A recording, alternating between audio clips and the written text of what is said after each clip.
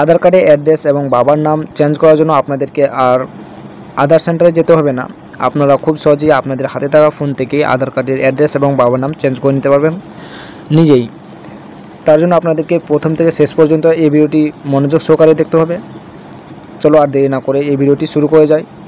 তার আগে আপনাদেরকে একটি রিকোয়েস্ট, আপনাদের চ্যানেলে নতুন হয়ে থাকলে চ্যানেলটিকে সাবস্ক্রাইব করে রাখবেন। প্রতিদিন আমরা এরকম শিক্ষণীয় ভিডিও নিয়ে আসি। তো আমরা যারা আজকে আধার কার্ডে অ্যাড্রেস আপডেট করব, তার আধার কার্ডটি লগ ইন করে নিলাম। তারপরে অ্যাড্রেস আপডেটে প্রথম অপশানটিতে ক্লিক করব। তারপরে আপডেট আধার অনলাইন এখানে ক্লিক করে দেবো আমরা। তারপরে প্রসিড টু আপডেট এখানে ক্লিক করে দেবো। তারপরে আবার একটি অপশান আসবে, এখানে আবার প্রসিড টু আপডেট এখানেও ক্লিক করে দেবো।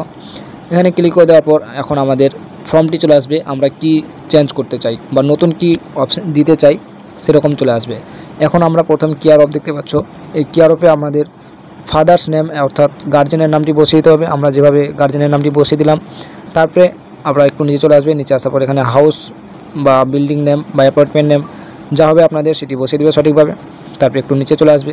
নিচে আসার পর আপনারা এখানে দেখতে পাবে যে আপনাদের এরিয়া বা লোকালিটি, এই এরিয়া বা লোকালিটি ক্লিক করে এখানে আপনাদের যা এরিয়া বা লোকালিটি হবে সেটি আপনারা এখানে সঠিকভাবে বসিয়ে দিবে।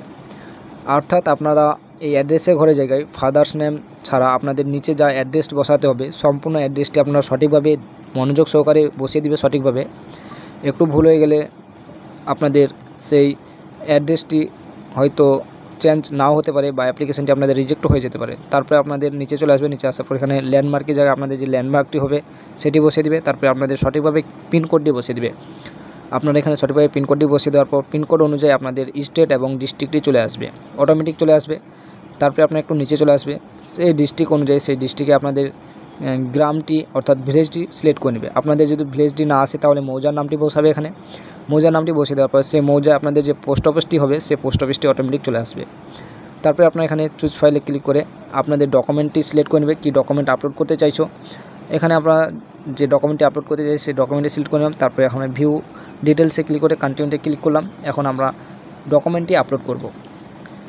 ডকুমেন্টটি আমরা এখান থেকে সিলেক্ট করে নেব। ডকুমেন্টটি আপলোড করার জন্য আমরা এখান থেকে সঠিকভাবে ডকুমেন্টটি সিলেক্ট করে আপলোড করে দিলাম। আপনারা এইভাবে আপলোড করে দেবে। তারপরে আপনারা এখানে দেখতে পাবেন কত % আপলোড হলো। তারপরে আপনারা এখানে একটি নেক্সট অপশান দেখতে পাবেন, নেক্সটে ক্লিক করে দেবে। এখানে নেক্সটে ক্লিক করে দেওয়ার পর আবার একটি অপশান চলে আসবে। আপনারা এখানে প্রথম ওই ফর্মটিতে যে ফিল করেছিল যে নামটি এবং অ্যাড্রেসটি বসিয়েছো সেটি চলে আসবে।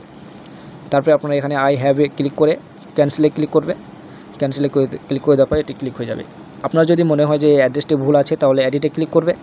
এডিটে ক্লিক করার পর আপনারা আবার সেটি কারেকশন করে নিতে পারবে, সঠিকটি বসিয়ে দিতে পারবে। তারপরে আপনার আই হ্যাভে ক্লিক করে এখন নেক্সটে ক্লিক করবে। নেক্সটে ক্লিক করার পর আবার একটি অপশান চলে আসবে। এখানে আপনাদেরকে শো করবে আপনাদের একটি চার্জ দিতে হবে। সেই চার্জটি বেশি হবে না, মাত্র 50 টাকা। আপনারা নিজের ফোন থেকেও কাটাতে পারো সেটি। আপনারা এখানে আবার আই হ্যাভে ক্লিক করে দেবে। তারপরে আপনার রোজ পে বা পে ইউতে ক্লিক করে যে কোনো একটাতে ক্লিক করবে। তারপরে মেক পেমেন্টে ক্লিক করে দেবে। মেক পেমেন্টে ক্লিক করে দেওয়ার পর আপনাদের আবার একটি পেমেন্টের পেজ নিয়ে চলে আসবে।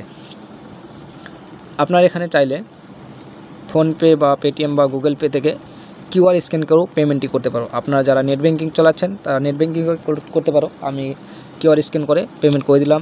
তারপরে একটু ওয়েট করে নেবে আপনারা। এটি প্রসেস হচ্ছে, পেমেন্টটি দেখতে পাচ্ছ সাকসেস হয়ে গেল। আবার একটু আপনারা ওয়েট করবে। এখান থেকে আপনারা ব্যাক হবে না, কোনো রিফ্রেশ করবে না, অটোমেটিকলি সবগুলো এখানে রিফ্রেশ হয়ে যাবে। দেখতে পাচ্ছ অটোমেটিক আমাদের রিফ্রেশ হচ্ছে, আমি কোনো কিছু করছি না। তারপরে এখানে রাইট চিহ্ন চলে আসলো। এখন আমাদের ডাউনলোড অ্যাকনোলেজমেন্টের অপশান চলে আসবে।